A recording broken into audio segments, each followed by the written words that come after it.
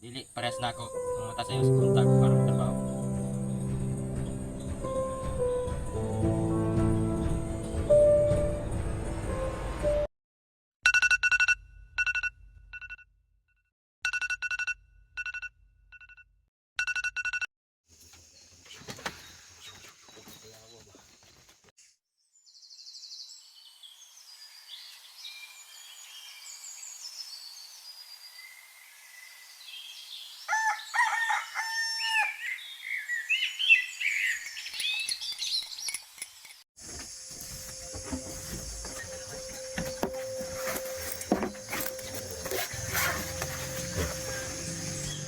Sa kuma. Una, ang pinat.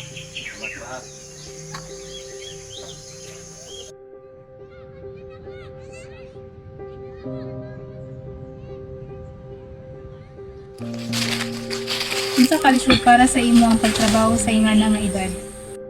Dili gyud lalim nga ngani nga edad mo trabaho. Imbis may eskwela ko, dino kag eskwela ka mutaba mo ko sa ginikanan.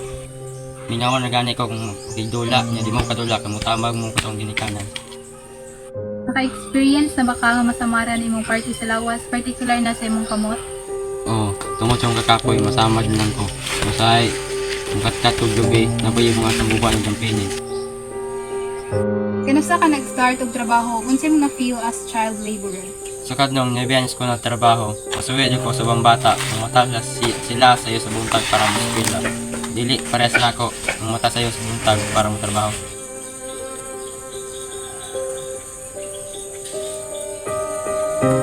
Masagitan baka magtanaw sa imong kaugalingon nga bisag sa imong pangidaron o bisag bata pa ka, nagatrabaho na ka?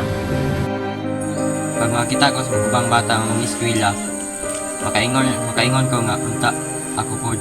Dili ingani hantud lang to. Dili na ako masisi akong ginikanan nga pobre mi. Unsa ka lisod para sa imo nga magtan-aw sa imong anak nga nagtrabaho bisan pa man sa iyong pangidaron? Sakit po sa akong buok nga magtanaw sa iyang akong anak nga. Nga anak nga panyandaron nga bata pa nga nagtrabaho nga. Tungkol sa among kalisod. Ako, idawat na lang ako nga matrabaho siya kay aron makakwarta siya, makakuan sa siyang pagka-eskwela. Wala man may kwarta ikakuan sa iyang aport sa iyang pagka-eskwela niya ba.